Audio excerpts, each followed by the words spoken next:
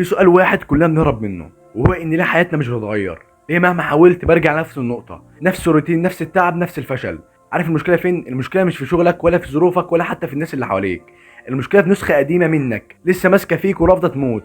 في واحد جواك متشكل من كل الخوف اللي مريت بيه، كل الرفض اللي اتعرضت له، كل فشل حسيته، والنسخة دي مش هتسيبك تعيش غير لما تواجهها. في ولد صغير كان كل حلمه انه يبقى مغني، كل يوم يقف قدام المراية يمسك المعلقة كأنها مايك وبيغني بصوت كله أمل. وفي يوم مامته ضحكت وقالت له انت صوتك وحش، ما تضحكش الناس عليك.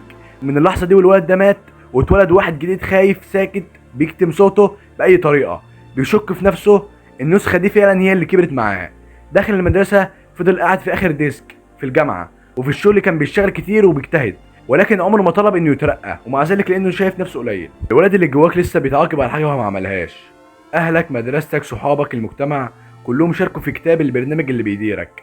انت اتعلمت انك لو غلطت تبقى فاشل، لو بكيت تبقى ضعيف، لو قلت انا عاوز ابقى غني تبقى طماع. البرمجه دي مش واضحه، دي عامله زي تطبيق بيشتغل في الخلفيه، بيسحب طاقتك من غير ما تحس. كل مره تيجي تبدا حاجه جديده تلاقي صوت جواك بيقولك انت مش قدها، هتفشل، الناس هتضحك عليك. بس الصوت ده مش صوتك، الصوت ده صوتهم. في لحظة كل واحد لازم يعدي بيها، لحظة بتقف فيها قدام نفسك تبص في المراية وتشوف الوش اللي بتخبيه بقالك سنين. انت مش فاشل، انت بس مصدق كدبة اتقالت ليك زمان وسايبها تعيش جواك لحد النهاردة. عارف لما تفضل تجري طول عمرك من نفسك، بتفضل دايما تعبان لانك مش بتجري من مشاكل فعلية، انت بتجري من النسخة الأصلية منك اللي اتحبست جوا قالب المجتمع، اللي قالك يا فاشل الناس تضحك عليك، الأخ الأخ. والنهارده اللحظه دي جت، تفضل زي ما انت هتحفز ما بداخلك وتواجه النسخه اللي حبستك وتحررها.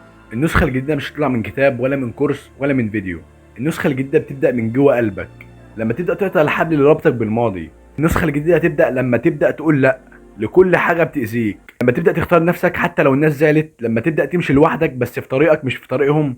وهنا بتحصل المعجزه، انت مش بتتغير، انت بترجع تبقى انت النسخه اللي كانت مدفونه تحت كل وجع وكل الكلام السلبي وكل التجارب اللي وجعتك. اقسم بالله من اللحظه دي مش هرجع اعيش دور الضحيه. انا مش فاشل، انا ما كنت محبوس جوا قصه مكتوبه بايد ناس تانية. من النهارده انا اللي بكتب القصه، انا اللي بقرر نهايتها، انا اللي هكون النسخه اللي كنت بحلم بيها زمان. انا هبدا حتى لو كنت لوحدي، انا هفشل وهقوم، انا هبكي وهكمل، انا عايش كل لحظه بتسكب نفسي بشخصيات تانية لابسها عشان الناس ترضى. ولو انت بتسمعني دلوقتي خد القرار وواجه نفسك وابدا من جديد، لانك تستاهل تكون الحر اللي جواك بيصرخ من سنين.